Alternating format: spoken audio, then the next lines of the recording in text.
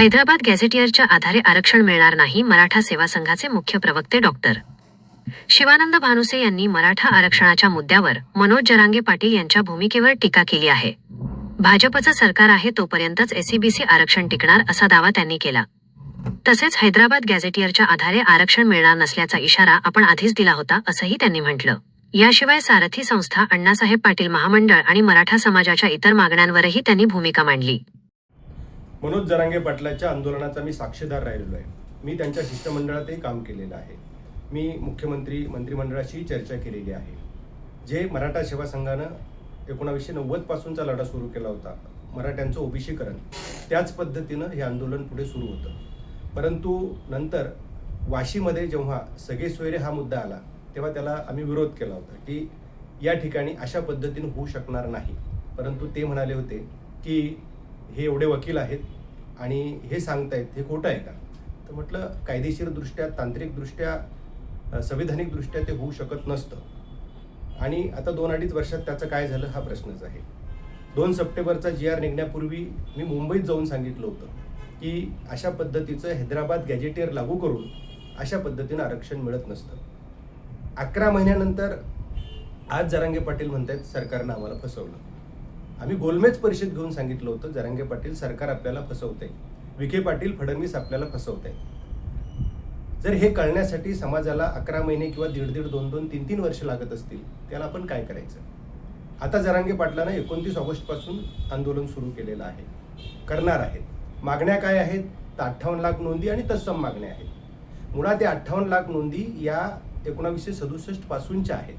विदर्भातल्या आहेत, खानदेशमधल्या आहेत, पश्चिम महाराष्ट्रातल्या आहेत, त्या कोकणमधल्या आहेत आणि मराठवाड्यात जरांगे पाटलाचं आंदोलन सुरू झाल्यापासून 51,000 नोंदी, 3,11,000 प्रमाणपत्र आणि 13,500 व्हॅलिडिटी झालेले आहेत. हे यश आहे, पण हे 2-3% यश आहे. आता आपल्याला जर मागण्या करायच्या असतील तर त्या अभ्यास पूर्ण केल्या पाहिजेत, तज्ज्ञ मंडळी सोबत ठेवली पाहिजेत.